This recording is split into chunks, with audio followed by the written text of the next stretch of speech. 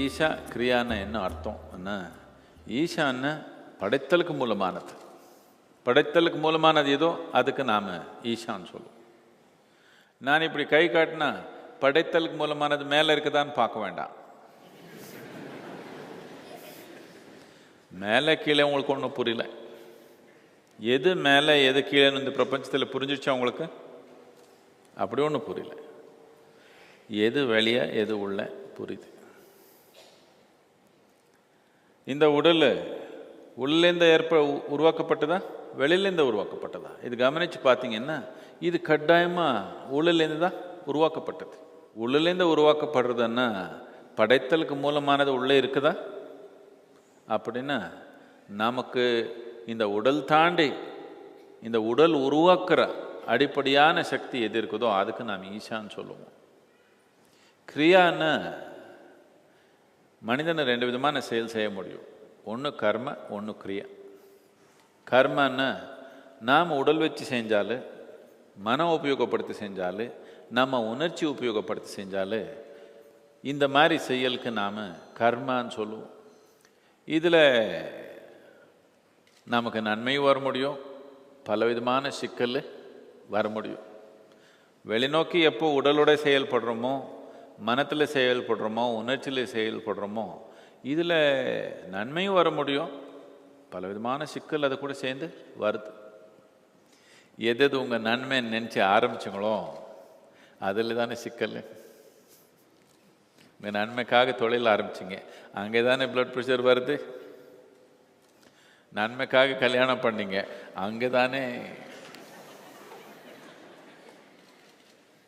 எல்லாமே நடக்குது. இது கர்ம. கிரியான்னா உள்நோக்கி செய்கிற செயல். எந்த செயலில் நம்ம உடலுக்கு, நம்ம மனத்துக்கு, நம்ம உணர்ச்சிக்கு பங்கில்லாமல் இருக்கிற செயல் இருக்குது, இந்த மாதிரி செயலுக்கு நாம் கிரியான்னு சொல்லுவோம். இது உள்நோக்கி தான் நாம் செய்ய முடியும். இது வெளிநோக்கி செய்கிறதுக்கு இப்போதுக்கு வாய்ப்பில்லை.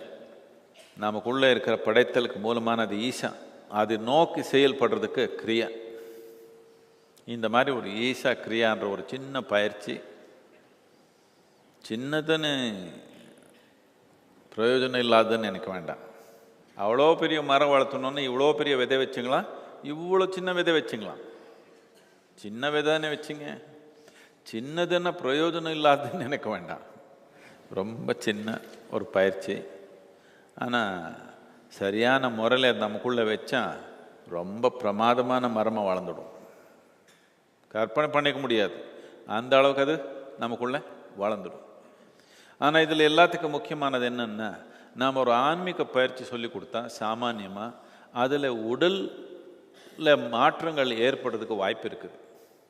உடல்நிலையிலேயே நமக்கு மாற்றங்கள் ஏற்படும். இந்த மாதிரி மாற்றங்கள் எப்போ நமக்கு ஒரு பயிற்சினால் ஏற்படுதோ அப்போ அந்த பயிற்சி சொல்லி கொடுக்குறதுல பலவிதமான கஷ்டங்கள் இருக்குது. அது சொல்லி கொடுக்கணுன்னா அதுக்கு தயார் பண்ணிக்கிறதுக்கே, அதுக்கு ஒரு டீச்சர் தயார் பண்ணணும்னா வருஷக்கணக்கில் டைம் ஆகுது. அந்த மாதிரி பயிற்சி தயார் இல்லாமல் சொல்லிக் கொடுக்க போனால் யோகத்து பேரில் உலகத்து முழுக்கமாக பலவிதமான சர்க்கஸே நடக்குது. யோகத்து பேரில், ஆன்மீகத்து பேரில் சர்க்கஸ் நடக்கக்கூடாது. இந்த மாதிரி பலவிதமான அசிங்கங்கள் நடக்கக்கூடாதுன்ற நோக்கத்தில் நாம் ஈஷா மையத்திலேருந்து பலவிதமான செயல் செஞ்சு வந்திருக்கிறோம். ரொம்ப கடினமான செயல். ஒரு தடவை என்னத்துக்குன்னா ஆன்மீகத்து பேரில் அசிங்கம் நடக்கக்கூடாதுன்ற ஒரே நோக்கத்தில். அதே நேரத்தில் சில பயிற்சி செஞ்சால் அதில் உடலில் எந்த விதமான மாற்றம் வராது, வெறும் நம்ம ஆன்மீகம் தன்மை தொடர மாதிரி பயிற்சி சில பயிற்சி இருக்குது. இந்த ஈஷா கிரியான்றது அந்த மாதிரி ஒரு பயிற்சி.